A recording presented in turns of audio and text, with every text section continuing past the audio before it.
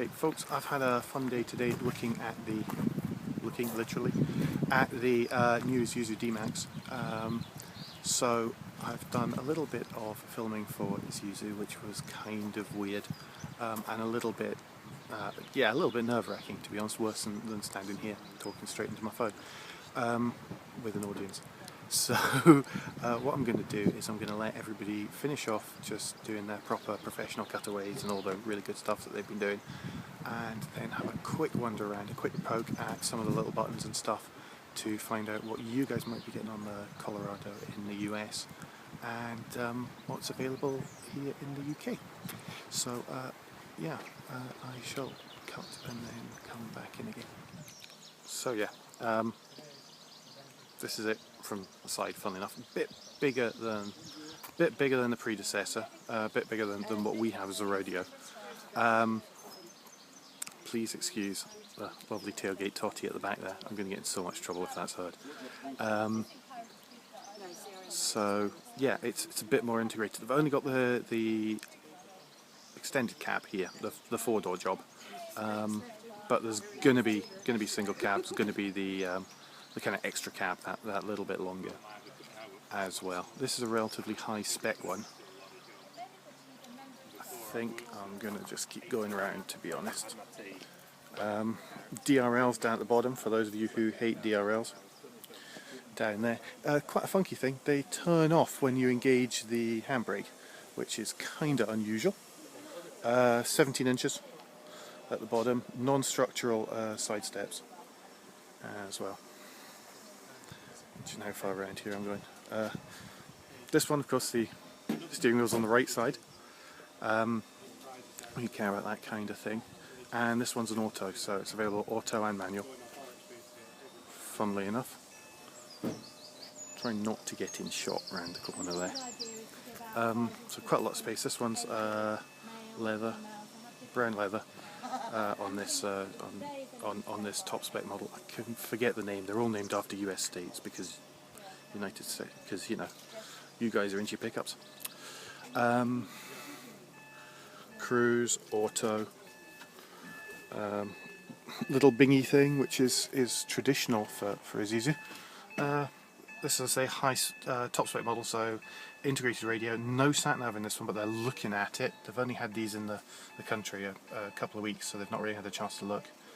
There's climate, single zone, and heaty seats as well for the leather, so you don't get a cold bum on cold mornings. Loads of funky stuff in here. There's two cup holders down there. The knob, by the way, is for the rotary transmission. I'll talk about that in a little while. Each of the doors has yet more space for cups and stuff. Lecky windows, electric foldy jobs, all the usual kind of stuff, to be honest. Traction control's kind of funky, that comes in under the transmission. In the back, it's not so bad. You've actually got weirdly, for a pickup truck, there's actually enough space in the back that it's blooming comfy. And you don't necessarily sit there with your knees around your ears, which is what tends to happen. Yeah. And again, as I say, they've just thought about stuff, which is quite nice. So you've got little folded down cup holders there. You've got up here, you've got sunglasses holder, which is always quite nice, muffled by the headrest. 3-point seat belts in the back. Foldy down armrests. God, that's smooth. Oh yeah, foldy down armrest, which is quite nice. I mean, I know as a kid what a difference it made to me in the back of cars and stuff, particularly to keep little sister and I separate, and stuff like Isofix as well. Isofix on the back seat, it's a bit of a killer. Yet more bottle holders down at the bottom. This really isn't a very wide angle on the iPhone here. So around the back, this is a shorter bed. It takes a Euro pallet. Quite happily, we can't quite work out which way, but I'll have the press packs through at some point from the lovely folk. 3 metric ton towing at the back. Just loads of space. Only thing that there isn't on these ones are very much for the lifestyle range, rather than the super rugged commercial range. And so they don't have ladder racks or side hooks on the side there, but the commercially ones will do, as well as having kind of useful stuff like black bumpers, that kind of thing. None of the running rails, probably not roof rails either, but really quite nice. I'll chat a bit later on about. I'll see what I can find about the transmission and stuff. Basically, it doesn't have a limited slip diff. So what it can actually do is it's a more electronic version of the torque on demand in the V8 and in the Trooper and some of the other things.